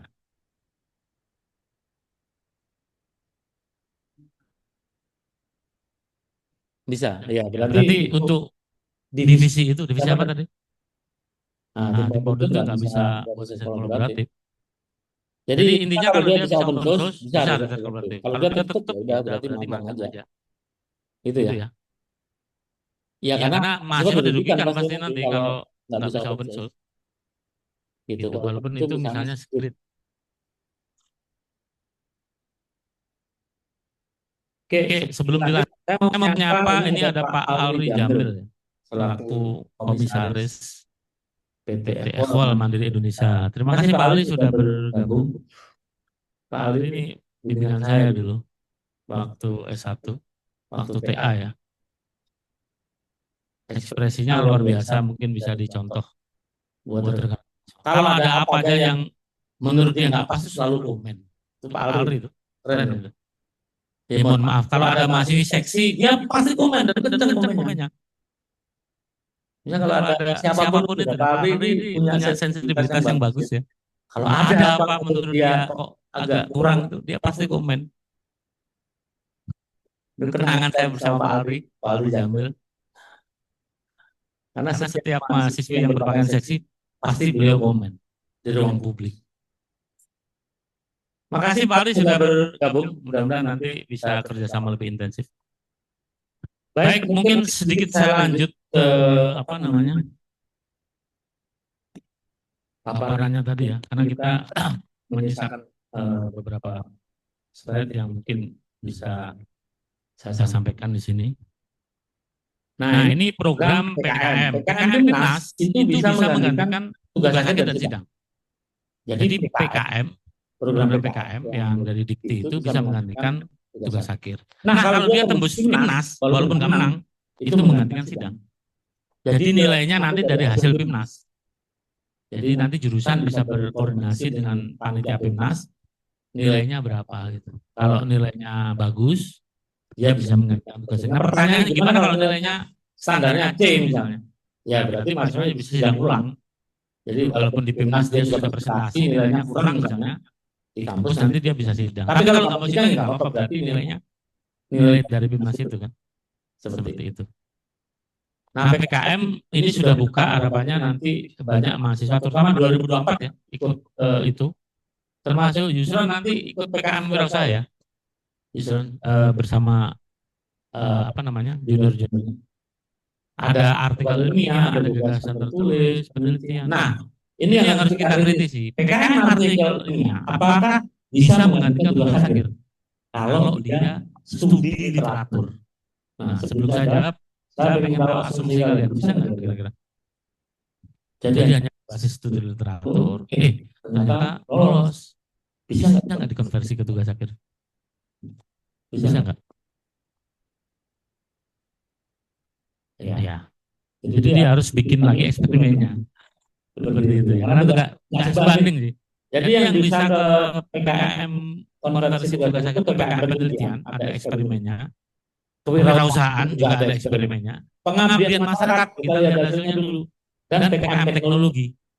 Kalau PKM gagasan terus dan artikel ilmiah, ini harus ada eksperimennya nanti. Makanya harus ada daily activity yang menyatakan di situ adalah ada eksperimen. Jadi kalau membaca aja bisa nggak jadi standar tugas akhir? Nggak bisa, karena harus ada psikomotoriknya yang dinilai. Psikomotorik itu maksudnya buat alat atau analisis karakterisasi segala macam. Jadi perlu ditegaskan bahwa PKM artikel ilmiah, gagasan tertulis, dan pengabdian masyarakat itu tidak bisa langsung dikonversi ya ke tugas akhir, tapi konversinya ke mata kuliah. Kalau PKM pengabdian masyarakat nggak relate atau nggak relevan dengan metodologi apalagi kan nggak bisa harusnya kan. Nah, seleksi proposal segala macam nanti ngikutin petunjuk yang ada di univ atau fakultas ya di situ. Nah, ini PKM saya pikir udah clear, nanti bisa ditanyakan jika ada yang kurang jelas, baik dari tingkat seleksi nasional, dari fakultas segala macam. Nah, setelah PKM ini adalah apa namanya? Gimnas ya. Gimnas nanti bisa menggunakan tugas akhir dengan durasi nanti bisa dibaca. Nah, bagaimana untuk dapat pedoman ini? Saya nggak mau secara langsung ya, harus formal. Himpunan itu nanti berkirim email ke jurusan. Tahu kan email jurusan? Nah, nanti Mbak Eni selaku admin jurusan akan memberikan ini ke jadi resmi. Karena begini, kalau Pak minta pedomannya gitu, saya share gitu. Ada lagi nanti cerita, belum dibagi sama jurusan. Nah, tapi kalau yang email kita punya bukti ini kan udah dibagi nih ke himpunan. Jadi nggak ada alasan kita belum punya pedomannya. Biasanya begitu mahasiswa itu memanfaatkan momen ketidaktahuan padahal nggak ikut sosialisasi, belum dibagi sama jurusan. Karena saya baginya secara langsung, nggak formal gitu kan. Jadi ketua himpunan atau teman-teman himpunan nanti bisa meminta ini via email ke email jurusan ya. Tahu kan metalurgi@untirta.id. Jadi resmi nanti. Jadi udah jelas kalau ada mahasiswa belum dibagi ininya pedomannya, padahal datanya udah ada gitu. Jadi itu nanti saya jadikan rujukan buat mengkonter mahasiswa kalau biasanya mahasiswa merasa belum dapat pedomannya. Karena itu berlaku juga di tugas akhir. Pedoman TA itu jarang sekali mahasiswa baca, apalagi pedoman kampus berdampak. Jadi mahasiswa yang sidang itu belum tentu membaca pedoman tugas akhir. Jadi kalau mahasiswa tidak membaca pedoman itu sama dengan manusia tidak membaca kitab sucinya. Iya kan? Pedoman itu seperti kitab suci, wajib dibaca, petunjuk gitu. Sekaligus saya mau tanya, ada nggak yang nggak pernah baca kitab suci? Entah Al-Quran, entah Injil, entah Zabur, entah yang lain. Atau bahkan mahasiswa di ruang kosnya tidak punya kitab suci. Banyak ini pasti.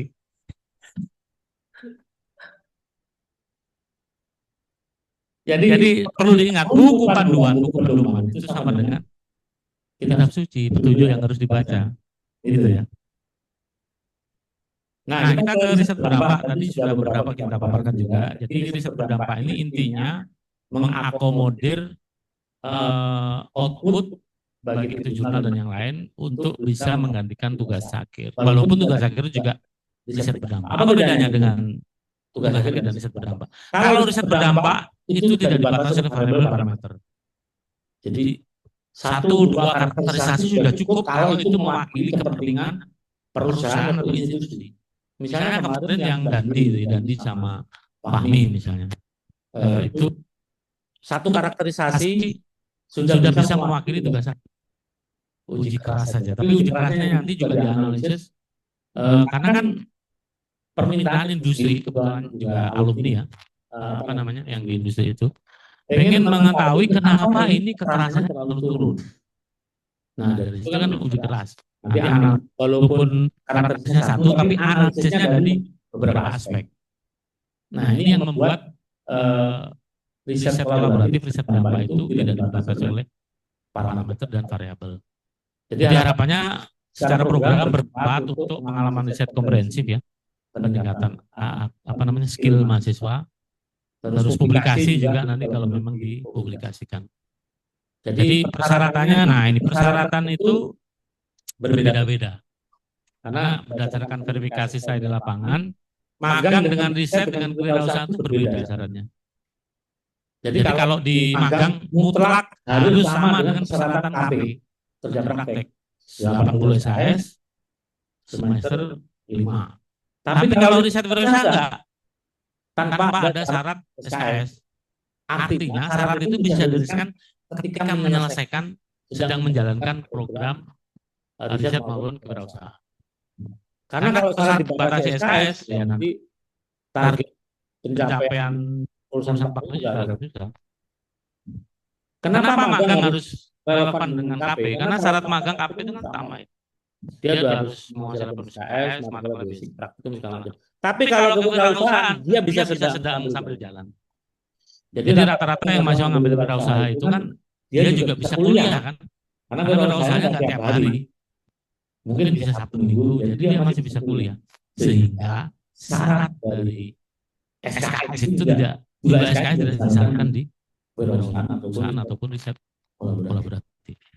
Nah ini, jadi seperti riset ya, IP-nya 275. Bisa turunkan sebenarnya. Kalau di dikti itu 3 IP-nya. Makanya nanti kondisional kalau memang, tapi sepertinya angkatan 24, 23 IP-nya bagus-bagus kan ya. Nah, biasanya gini, ini kendala satu yang kenapa saya turunkan IP-nya.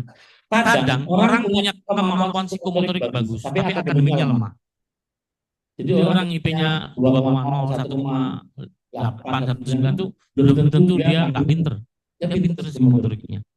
Tapi karena salah pergaulan, salah asuhan, akademiknya jadi kedodoran. Itu banyak sekali saya lihat mahasiswa seperti itu. Secara praktek dia pinter, tapi akademiknya enggak. Karena IP-nya di bawah 2 misalnya. Nah itu makanya itu menjadikan alasan kenapa program kampus berdampak ini saya turunkan IP-nya. Nah, mendapat rekomendasi dosen bimbing akademik perlu dicatat ya. Kalian punya surat penerimaan sudah diterima. Kalau dosen walinya nggak setuju, sama saja, nggak bisa kalian. Jadi harus menjaga hubungan baik dengan dosen wali. Jadi dosen wali itu punya hak mutlak untuk merekomendasikan mahasiswa bisa atau tidak ngambil kampus berdampak atau dulu FBKM. Jadi kalau kalian memenuhi syarat ini itu tiba-tiba dosen walinya nggak setuju, ya berarti kalian nggak bisa ikut. Karena ini hubungannya sama etika norma biasanya. Jadi nggak ngomong nggak apa, tiba-tiba dosen wali dosen mau, Bu Pak saya minta surat persetujuan, saya minta surat konversi, itu yang terjadi. Kenapa konversi itu tidak bisa dilakukan? Jadi mahasiswa itu nggak ngasih tahu ke dosen walinya atau dosen pengampu, tiba-tiba datang langsung bodorin. Nah itu secara etika nggak masuk kan. Nah makanya itu diperlukan kreativitas kalian untuk bisa mendapatkan restu lah ya dari dosen wali. Karena dosen wali ini perwakilan orang tua kalian di kampus. Jadi kalau nggak setuju ya berarti takdir terbaik kalian nggak ikut kampus berdampak gitu kan. Jadi nggak bisa di-create lagi kalau dosen walinya nggak setuju. Ini mutlak dapat rekomendasi dari dosen pembimbing akademik atau dosen wali. Surat keterangan sehat ini biasanya kalau di dikti ya, kalau di level mungkin lab terpadu atau itu biasanya tidak perlu. Tapi ini perlu juga untuk dicantumkan sebagai syarat dan tidak sedang menjalani sanksi akademik atau disiplin. Nah ini kemarin hasil audiensi dengan himpunan juga sama ya, ingin menanyakan SOP. Saya udah buat SOP untuk sanksi ya. Karena kan sekarang kasus pelecehan itu bukan hanya pelecehan fisik, tapi verbal itu juga masuk. Misalnya ada mahasiswi tadi lewat gitu, kalian sweet itu verbal itu Mas. Ada sanksinya juga ya, jangan salah. Jadi memang harus dijaga ya, pikiran, hati kalian harus dijaga. Yang biasanya di ruang publik, di kantin itu sering sekali. Ada mahasiswi lewat gitu, dari ekonomi, dari hukum, kan biasanya pakainya seksi itu. Terus bersiul gitu. Kalau dia nuntut, itu prestasi akademik. Karena pernah kejadian 2020 ya, angkatan 2017. Cuma komen aja di wall. Wah itu udah sampai pidana segala macam. Makanya hati-hati sekarang mahasiswa ya. Kekerasan seksual itu bukan hanya fisik, tapi juga verbal. Ngomong aja atau komen di wall Facebook kalau yang korbannya ini tidak terima, itu bisa jadi pelanggaran juga itu. Makanya hati-hati ketika komen-komen di Facebook atau secara fisik, secara dohir, yang saya lihat di kantin belakang itu banyak sekali itu. Tapi kayaknya bukan jurusan metal sih, mesin biasanya. Mesin sama elektro. Mudah-mudahan kan tidak ada pengaruh gitu ya. Karena itu sangat membahayakan kalau sampai ada aduan. Walaupun menurut kalian percaya, tapi yang menerima tidak terima, itu bisa jadi aduan dan bisa kena sanksi akademik gitu. Nah, itu nggak bisa ikut kampus berdampak itu. Gitu ya. Nah, mekanisme pelaksanaannya nanti bisa dibaca di sini 1 semester ya, sampai maksimal sebenarnya 2 semester kalau dia belum selesai programnya. Nah, laporan segala macam nanti bisa scan ya kodenya. Nah, terus ada lagi program wirausaha. Wirausaha ini tadi sudah jelas tujuannya apa. Kita ingin membangun kreativitas usaha-usaha dari mahasiswa yang ada di lingkungan jurusan metalurgi. IP-nya 275 dan SKS tidak kita batasi. Bagaimana Pak kalau misalnya semester 3 pengen ambil wirausaha berdampak? Kalau jelas itu bisa.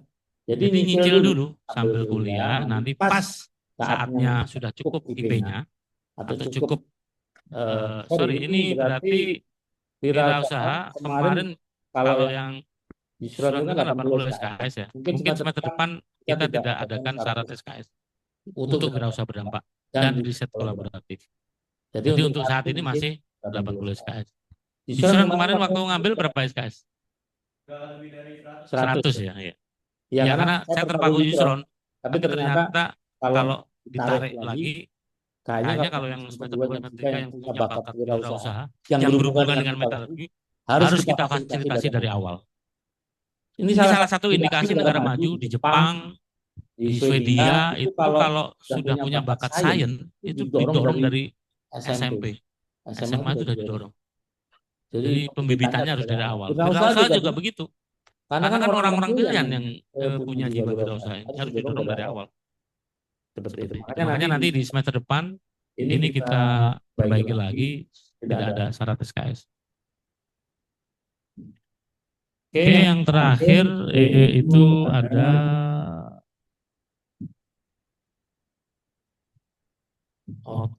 outcome ya tadi ya.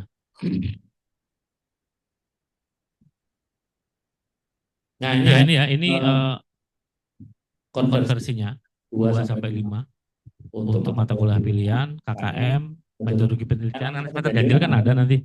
Itu bisa dikonversi dari sana dan tugas akhir. Nah, nanti bisa dibagi.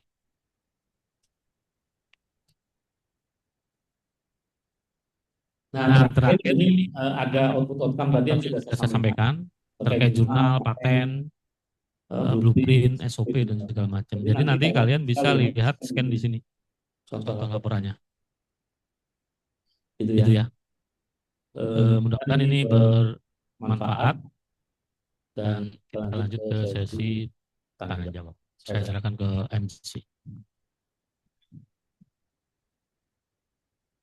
Terima kasih banyak kepada Prof atas penjelasannya kembali. Dan untuk saat ini kita akan buka sesi tanya jawab kembali, tetapi untuk saat ini kita hanya buka 2 pertanyaan saja karena meninjau waktu yang juga terbatas. Dari teman-teman di sini apakah ada yang mau bertanya? Oke, silakan. Kyle. Terima kasih untuk kesempatannya. Perkenalkan Prof, nama saya Mikael Rian dari Teknik Metalurgi Angkatan 2024. Nah, saya itu tertarik dengan membuat prototipe sebuah alat. Nah, untuk kolaborasi antara kampus dengan industrinya itu kira-kira pastinya itu harus Ya, sabar.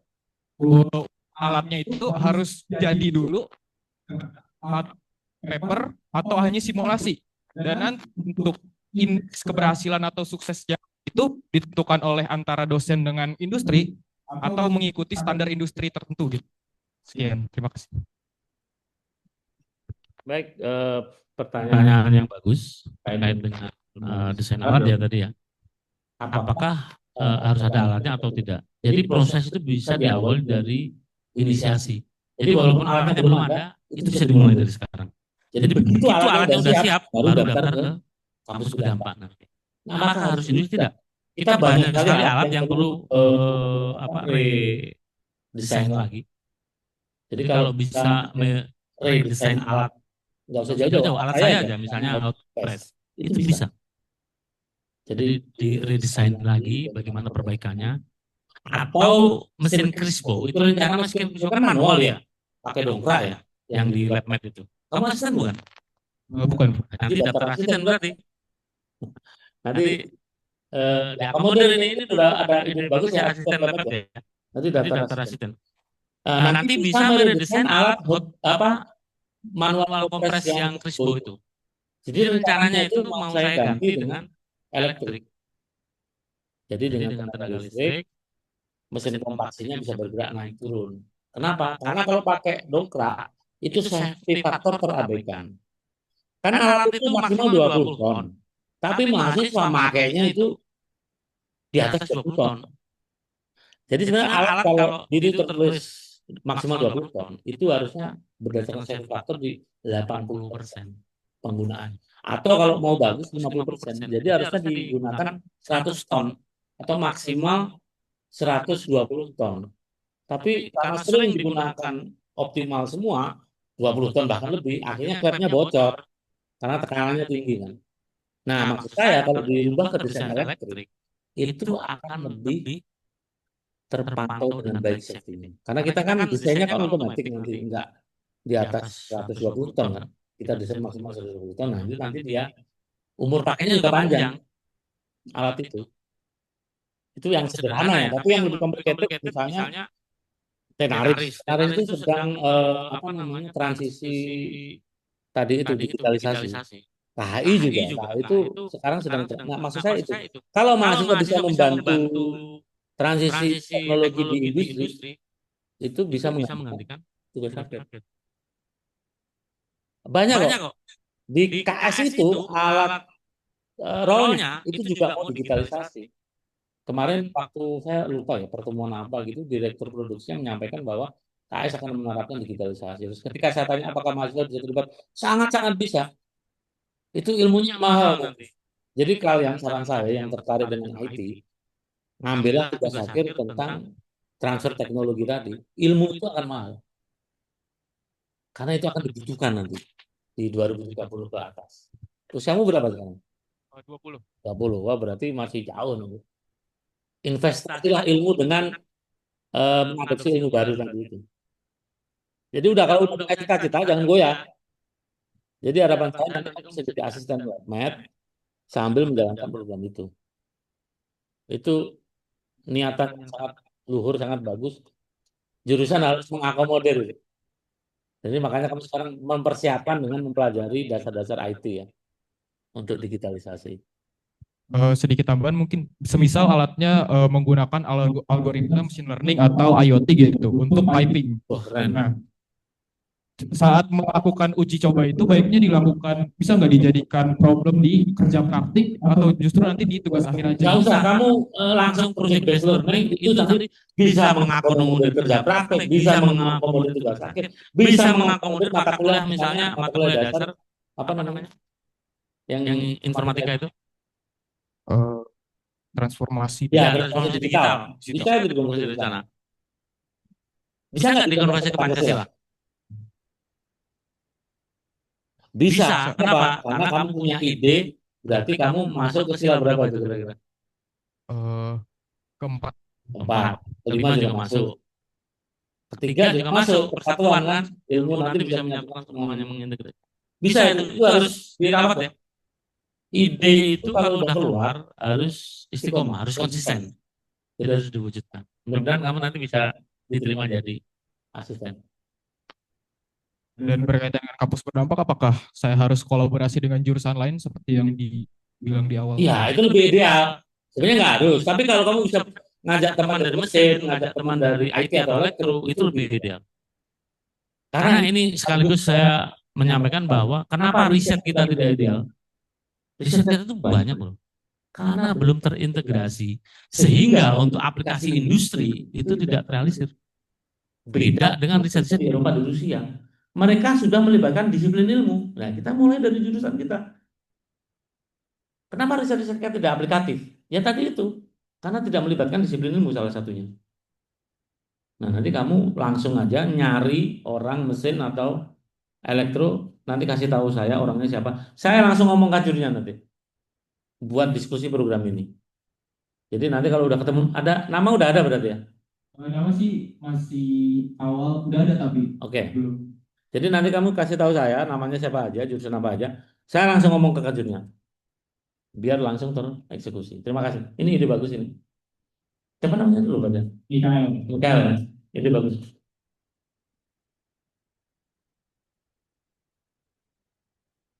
Baik, terima kasih Mikael atas idenya yang sangat luar biasa.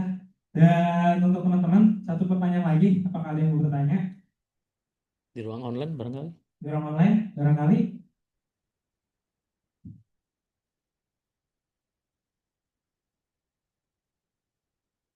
Udah cukup jelas kayaknya.